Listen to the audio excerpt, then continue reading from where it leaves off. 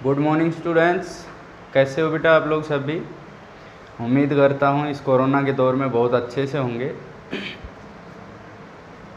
हम oxygen family की बात कर रहे थे पी ब्लॉक एलिमेंट्स में, और उसमें अगर मैं आपको बताऊं तो हमने ड्रैगोज रूल पढ़ा था कि क्या होता है जब ऑक्सीजन फैमिली हाइड्रोजन के साथ रिएक्ट करके जो कंपाउंड्स बनाती है तो उनकी बॉन्ड एंगल के बारे में हमने जिक्र किया था। ड्रैगोज ने बहुत चीज़ें अच्छी बताई थी, अगर आपने गौर किया होगा तो अच्छे से समझ भी आई होंगी, और उम्मीद करता हूँ कि आगे आपको फ्यूचर में ये हेल्प करेंगे ये चीज़ें। ठीक है, तो अब हम उन कंपाउंड्स की, इस वीडियो में हम उन कंपाउंड्स की प्रॉपर्टीज़ पढ़ेंगे। कौन से कंपाउंड्स की? ऑक्सीजन फैमिली के वो कंपाउंड्स जो हाइड्रोजन के साथ रिएक्ट करके बने हैं। तो अब उनकी हम रिएक्शंस, उनकी प्रॉपर्टीज़ पढ़ेंगे। तो प्रॉपर्टीज़,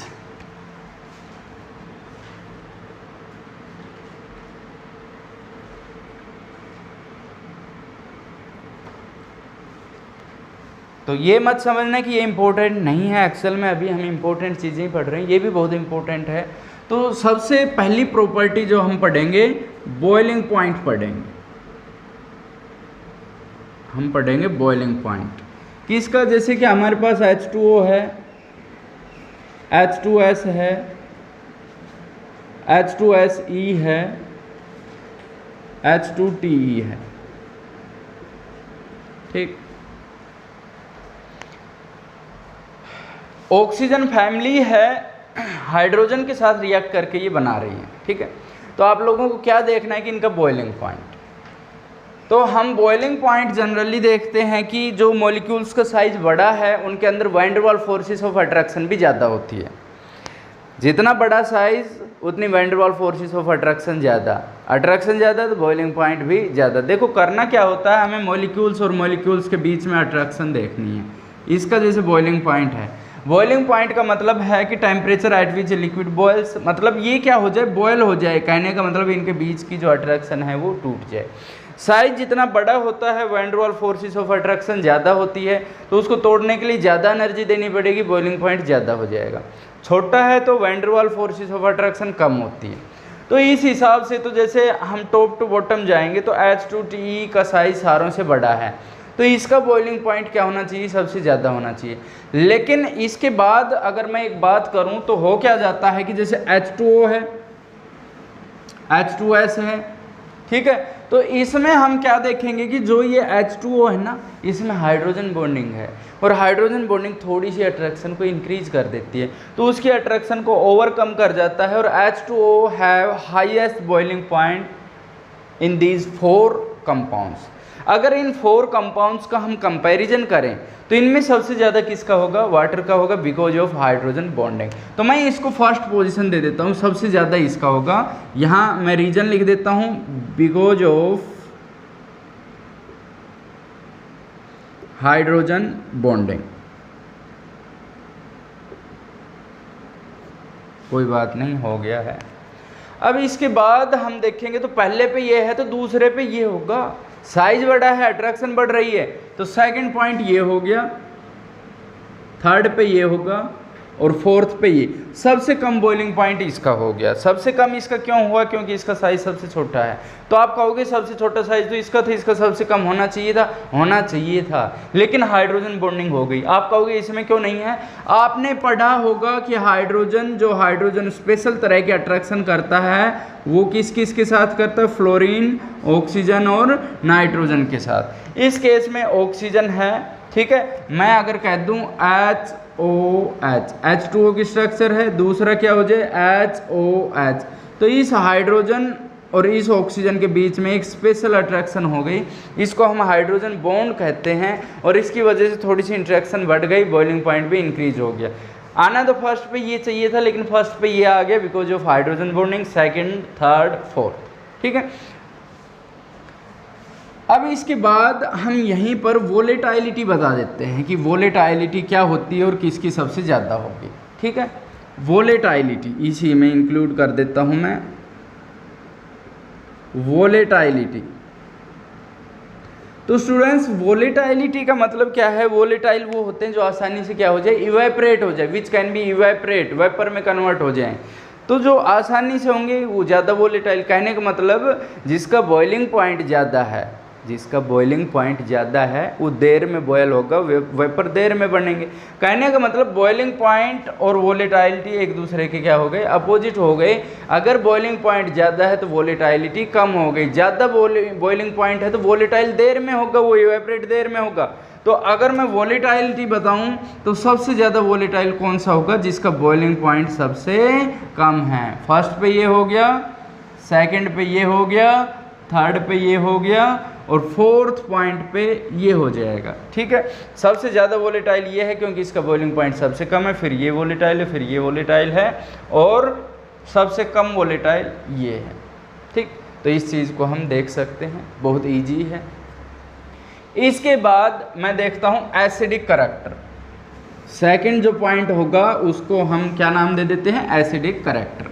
देखिएगा आप सेकंड पॉइंट पे एसिडिक करैक्टर।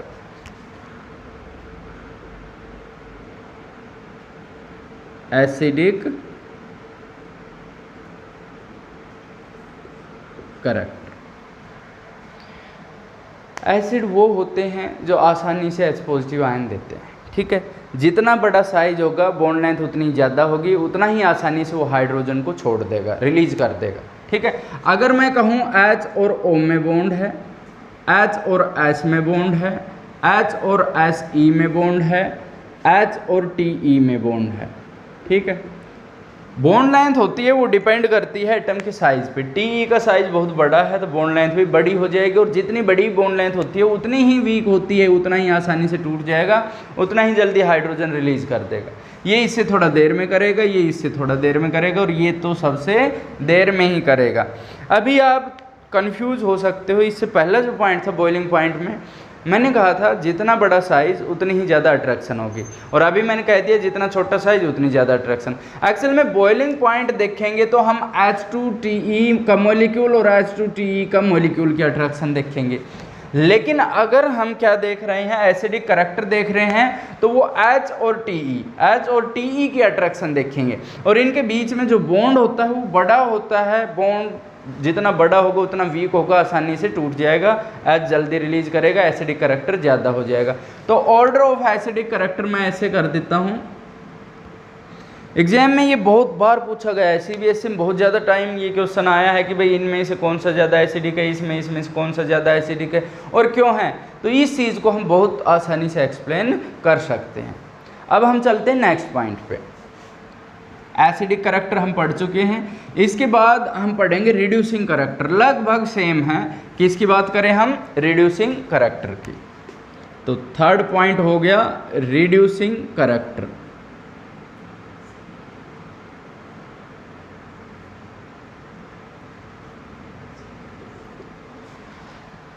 अब आप रिड्यूसिंग करैक्टर में देख सकते हैं कि रिड्यूसिंग एजेंट वो एजेंट जो दूसरों की रिडक्शन कराए। दूसरों की रिडक्शन का मतलब है दूसरों को हाइड्रोजन दे दे, वही एसिड वाली बात हो गई। एसिड में भी हमने कहा था जो हाइड्रोजन दे दे, रिड्यूसिंग में भी जो हाइड्रोजन दे दे।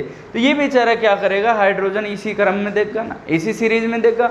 जिसका बॉन्ड बड़ा उसकी बॉन्ड लेंथ बड़ी, वो वीक बॉन्ड आसानी से हाइड्रोजन टूट जाएगा और H आसानी से दे देगा। तो ऑर्डर ऑफ रिड्यूसिंग करैक्टर जो होगा वो ये हो जाएगा। कहने का मतलब H2TE सबसे स्ट्रॉन्ग रिड्यूसिंग एजेंट है। वजह क्या है, वजह यही है कि लार्जर साइज है, बॉन्ड लेंथ ज़्यादा है, हाइड्रोजन आसानी से टूट जाएगा। तो ये रिड्यूसिंग एजेंट हो गया। नेक्स्ट पॉइंट अगर मैं आपसे बताऊं, fourth point thermal stability. Thermal stability. अब अगर मैं थर्मल स्टेबिलिटी की बात करूं, मतलब जो ज़्यादा टेम्परेचर पे भी स्टेबल है। स्टेबल का मतलब जो देर में टूटे। इस पॉइंट को आप अपने माइंड में फिक्स कर लीजिएगा कि अगर आपसे कहा गया है थर्मल स्टेबिलिटी तो हमेशा रिड्यूसिंग करैक्टर की अपोजिट होगी, उल्टी होगी। कैसे होगी, हम तो कह रहे हैं कि भाई जो जल्दी टूटे जल्दी हाइड्रोजन दे।